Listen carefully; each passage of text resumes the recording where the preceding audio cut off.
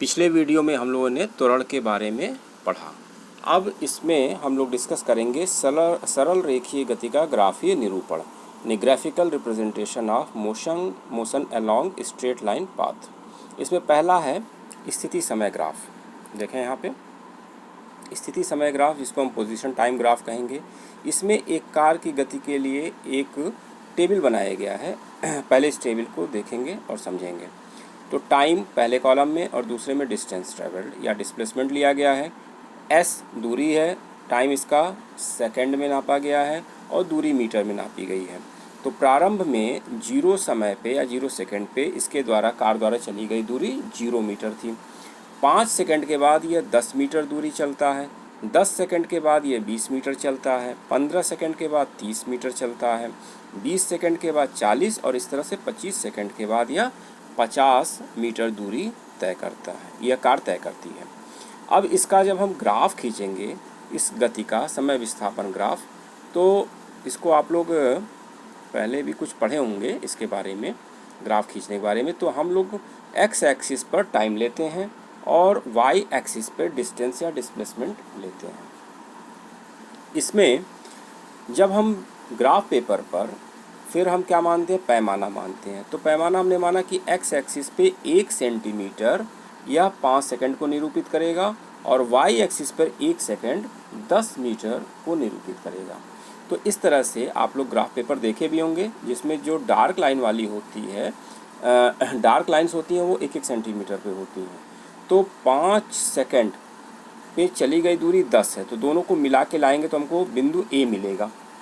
ठीक इसी तरह से 10 से हम ऊपर ले जाएंगे, यहाँ पे देखिए, तो 10 से हम ऊपर खींचेंगे और यहाँ पे 20 मीटर से ले आएंगे तो हमको यह बिंदु मिलेगा।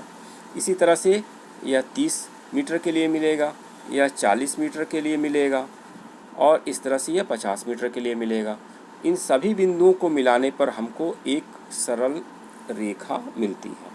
ठीक, इसमें हमने 3 बिंदुओं को लिया है, ए, बी और सी।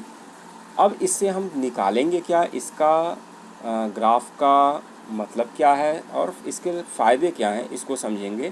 पहली चीज़ तो स्ट्रेट लाइन ये बताता है कि यह सरल रेखीय गति है और एक समान गति है, यानी समान समय अंतराल में यह समान दूरी कार तय कर रही है।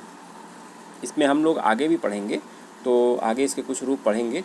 तो अब इससे हमको क्या निकालना है कि अगर हम इस रेखा ए बी का स्लोप निकालते हैं, स्लोप या ढाल या प्रवणता, तो वह हमें इस कार का वेग देगा। दूसरी चीज़ कि किस समय अंतराल में कितना वेग है, यह हम देख के इससे बता सकते हैं। और किसी भी समय पर वेग को ज्ञात किया जा सकता है। उस समय को हम एक्स एक्सिस से खींचेंगे, जहाँ पे इस ग्राफ को वह टच करेगा या काटेगा, वहाँ से हम वाई एक्सिस को मिलाएंगे और वह उस समय पर हमको कार का वेग पता चल जाएगा। अब देखते हैं इससे हमने क्या निकाला है। तो उपयुक्त सारणी से स्पष्ट है कि गतिमान कार एक समान गति का समय विस्थापन ग्राफ एक सरल रेखा होगी एवं इस सरल रेखा की प्रवणता या ढाल गतिमान वस्तु के वेग को निरूपित करेगा या प्रदर्शित करेगा। तो कार का वेग v बराबर क्या हो जाएगा, कुल विस्थापन बटा कुल समय। कुल विस्थापन s2 minus s1 upon t2 minus t1, हम इसको delta s upon delta t लिखेंगे। अब जो हमने यहाँ पे लिया है, तो s2 हमारा हो गया b बिंदु पर, यहाँ देखिए, तो यह b बिंदु कहाँ पे है, यहाँ पे s2 हो गया, s1 क्या हो गया, 10 हो गया, यानी s2 50 हो गया, s1 10 हो गया। तो s2 माइनस s1 यहाँ पे देखिए जो हाईलाइट हो रहा है 50 माइनस 10। और यहाँ पे देखिए समय क्या है, तो b के नीचे देखिए 25 है और a के नीचे देखिए 5 है। तो t2 माइनस t1 हो गया 25 माइनस 5 या 25 माइनस 5, तो ऊपर हो गया 40 अपॉन 20 या 40 अपॉन 20, यह हो गया 2 मीटर प्रति सेकंड। यानी एक समान चाल या वेग से वह कार 2 मीटर प्रति सेकंड के वेग से चल रही है।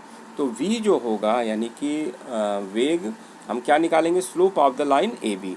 यानी गणितीय रूप से जब हम स्लोप निकालते हैं तो फिजिक्स में क्या मिलता है, हमको वेग मिलता है। किस ग्राफ में स्थिति समय ग्राफ में, ऐसा नहीं कि किसी भी ग्राफ में जब हम खींचेंगे स्लोप तो हमको वेग मिल जाएगा, वह किस में खींचा होना चाहिए, विस्थापन और समय में। ठीक, तो इसको ध्यान देंगे।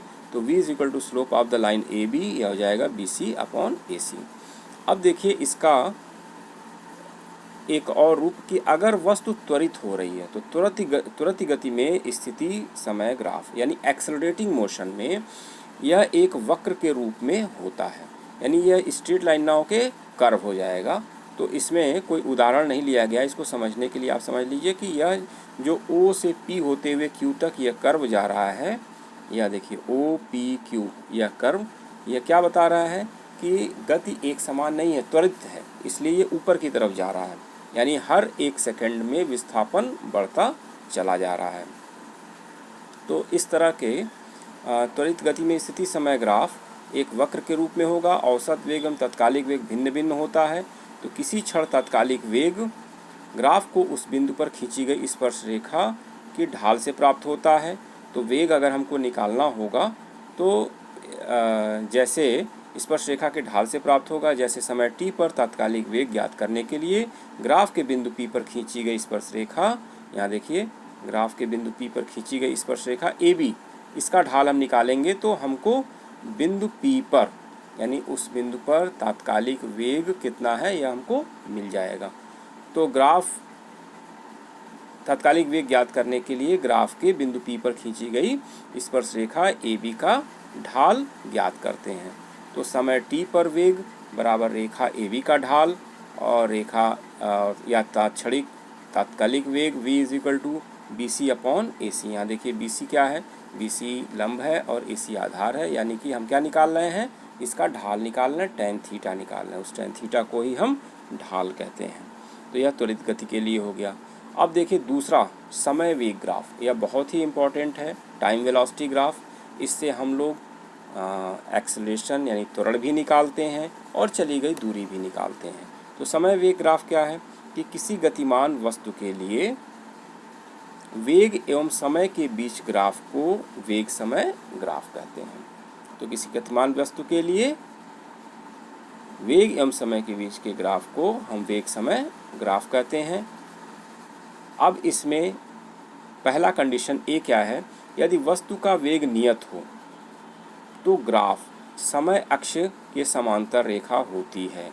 यहाँ देखिए कि यदि वेग नियत है तो समय के साथ वेग नहीं परिवर्तन होगा, तो यह एक्स अक्ष के समांतर रेखा ए बी होगी। और इस रेखा से हम क्या क्या निकाल सकते हैं, आइए इसको देखते हैं।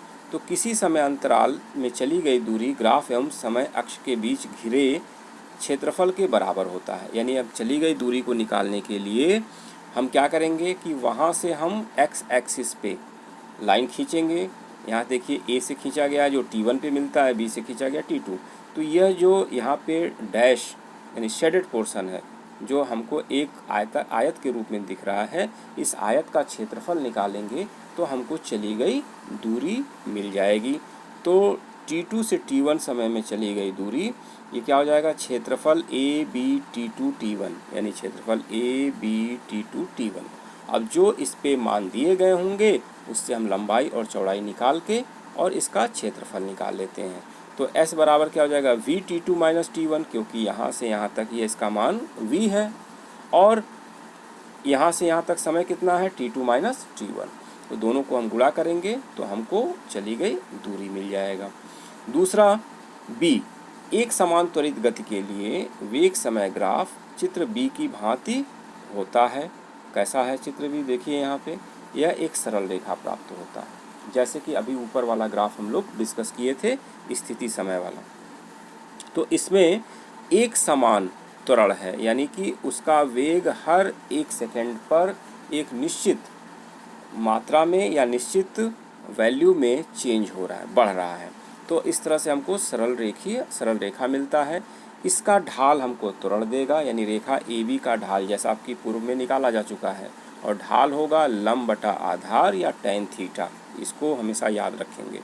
तो रेखा ए बी का ढाल delta we upon delta T के बराबर होगा, और delta we upon delta T अभी पढ़ाया गया है पिछले वीडियो में कि क्या होता है, त्वरण होता है। यानी जब हम रेखा ए बी की ढाल निकालेंगे तो इस ग्राफ से यानी वेग समय ग्राफ से हमको क्या प्राप्त होगा, त्वरण प्राप्त होगा। और ए बी T2 T1 का अगर हम क्षेत्रफल निकालते हैं, या देखिए ये एक ट्रेपीजियम है, समलंब चतुर्भुज है, इसका अगर हम निकालते हैं तो हमको T2 से T1 या T1 से T2 जो समय अंतराल है उसमें चली गई दूरी मिलती है। तो आइए देखते हैं पहले क्या निकाला गया है। तो एक समान त्वरित गति के लिए वेग समय ग्राफ चित्र बी की भांति होता है।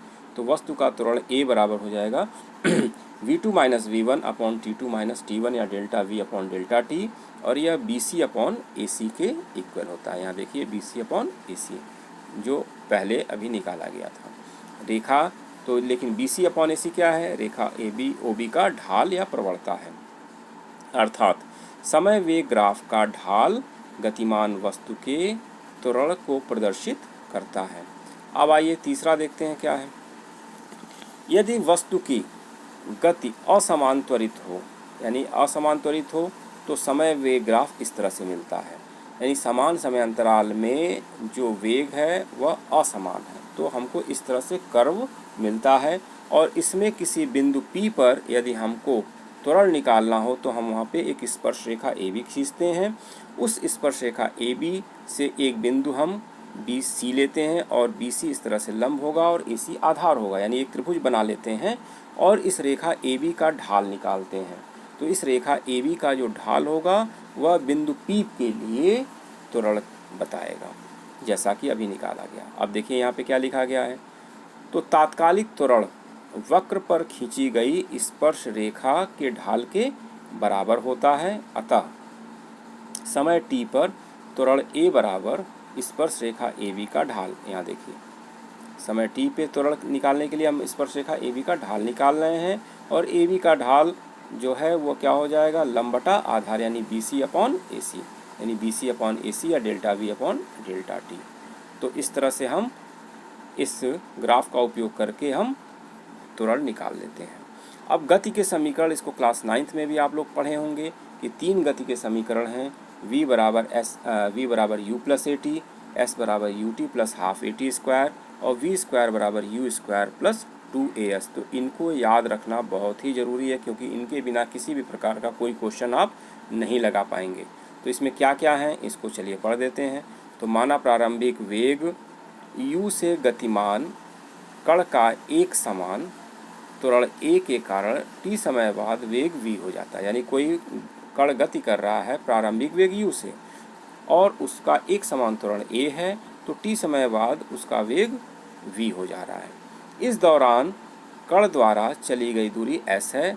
तो इन राशियों के बीच संबंध निम्न समीकरणों से दिया जाता है, जिसे गति के समीकरण कहते हैं। ये तीनों समीकरण आप लोग याद कर लेंगे। v बराबर u प्लस AT, s बराबर ut plus half AT square, v square बराबर u स्क्वायर प्लस 2as।